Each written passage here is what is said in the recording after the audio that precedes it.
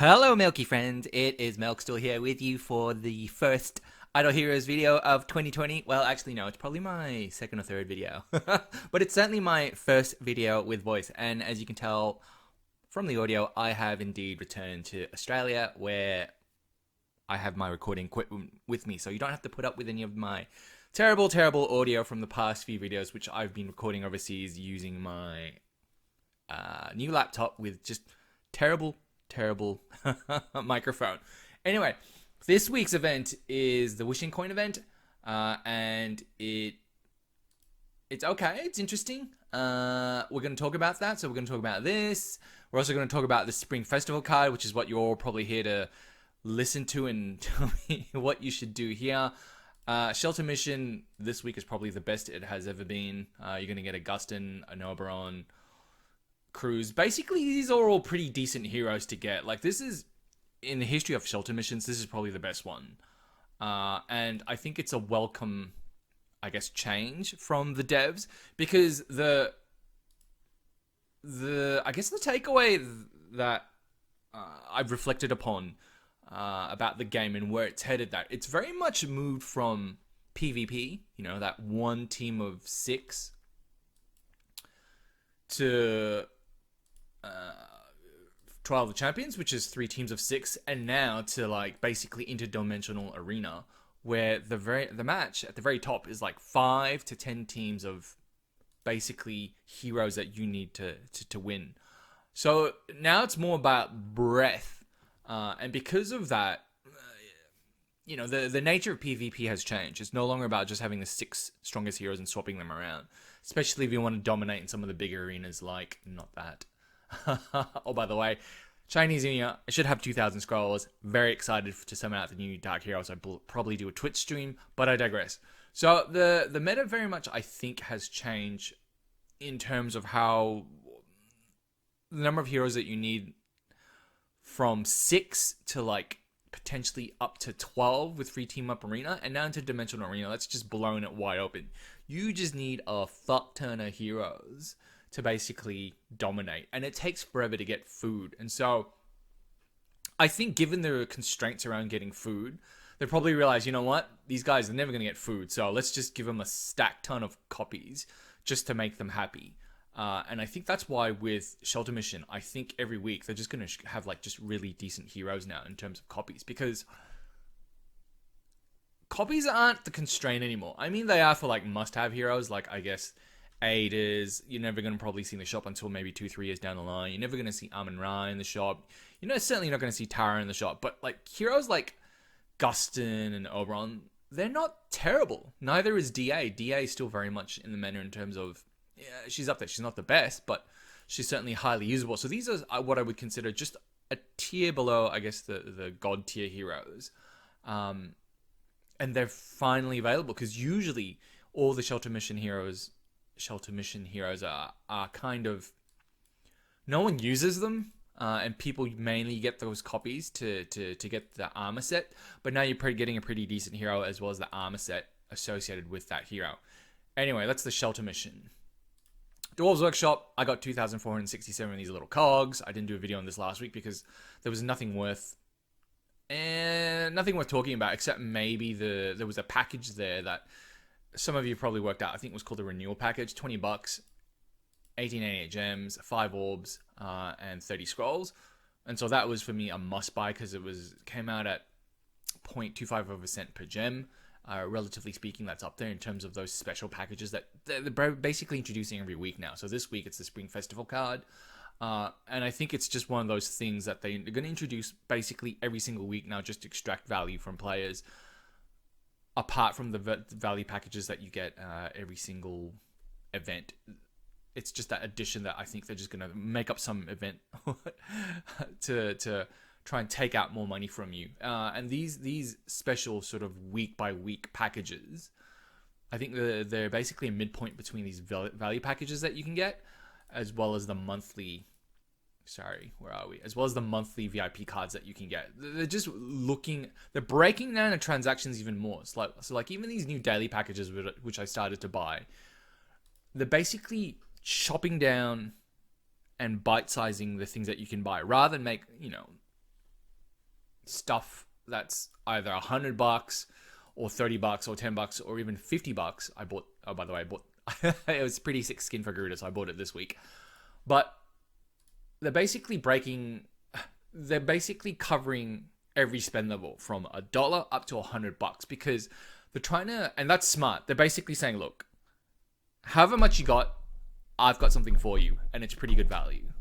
I think that's the strategy going forward. It's just to come up with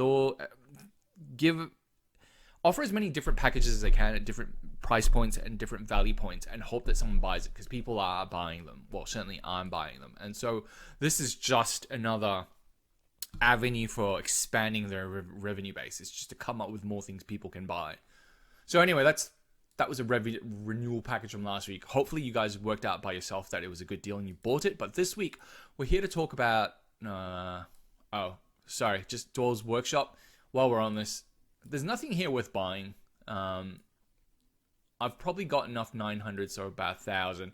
I probably got enough cogs to get a Tara, but as you've probably realized from my last videos, I love Tara so much that I don't think I can buy another copy. That's just so much love. But usually what I do with the campaign currencies is I always just end up buying Prophet Orbs because that's the best value.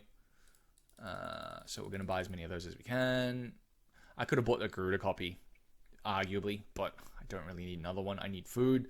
Anyway, this week, we're just going to talk about the Spring Festival cards. $30, and if you get it straight off, you're going to get 1888 gems, 30 scrolls, obviously for next week, hopefully, which is when I think Chinese New Year is going to drop, and based on my last video, you saw the comment from the devs, it's actually going to be pretty phenomenal, and I'm expecting big things from the Chinese New Year event.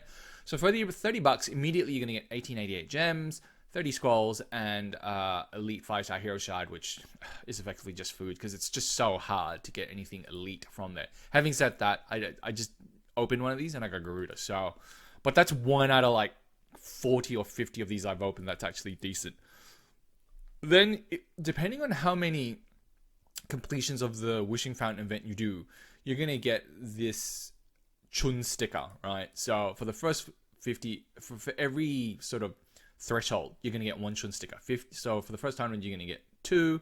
Then the next 100, you're going to get another one. And then the next 100, you're going to get another one. Obviously, as I've described many times before, Wishing Fountain event, if you're going to do it and you don't have that many wishing coins, do it up to 100 points because that's where if you draw the curve in terms of what you spend and what you get in return, up to 100 points is the best value. Anything beyond that, questionable, hard to it's not the same, right? It's not the same. So when you go from 100 to 200, you expect to get basically 4 orbs, 4 super wishing chips, and 2 Chun stickers. But you only get half as much, right? Well, you get half as many orbs and half as many Chun stickers because there's decreasing returns, marginal returns, for every incremental threshold after 100.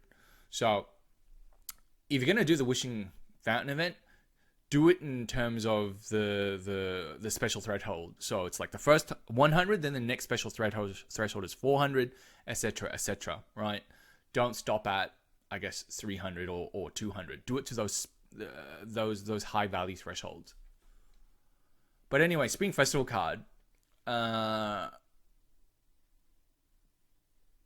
gonna get that. So depending on how many times you complete the Wishing Fountain event, you're gonna get just more and more stuff. And so I did the math for it. So basically, Chinese New Year Wishing Fountain event, Wishing Coin event. So when you buy it straight off, you're gonna get 6,638 gems worth of value, and the cost per gem is 0.45 of a cent, which is terrible value actually. And obviously, the more completions that you do, the more Chun stickers you get, and the greater the value you are going to get from this Spring Festival card, right? So basically, in order for it to be worth it, where, let's say, when we talk about worth, let's compare it to some of the, I guess, the other special packages you can get from week to week, like the New Year's package, the renewal package from last week, or even the lucky package Wishing Fountain event from the last time this event happened, where you got basically 7,888 gems worth of value. Basically, the average of all these events here, right? I'm going to say it's about 0.25% per gem target that you should be aiming for in terms of whether or not during that week when they come up with one of these special funky packages specific to that event, whether or not you should buy it. I think the threshold to aim for is around 0.25 of a cent per gem. And so if you stand by that, basically it's saying this week you should buy this Spring Festival card only if you can complete at least, I'm going to say 600 spins, right? Or even 400 spins, because at 400 spins, the cost per gem is 0.24 of a cent. And so that's the threshold. That's that special threshold. Remember I said 100, 400, and then I think it's 700 is the next special threshold. Those are the special thresholds you should be aiming for when you complete the Wishing Fountain event. And so I don't have enough coins to get to 700. I'm probably going to get to 400 and stop there, or maybe 600 if I really want to push it. But the reality is I'll probably stop at 400 and wait for the next event and see what other goodies they offer. So at that point, it's going to be 0.24 of a cent per gem. And so if you're thinking about buying the Spring Festival card, only buy it if you're going to do at least 400 spins on the Wishing Fountain event. Otherwise, I say don't buy it. Just save your money for Chinese New Year. The devs have said it's going to be a phenomenal event, much more phenomenal than New's event, where they were very generous, and much better than Christmas, where again they were also very generous.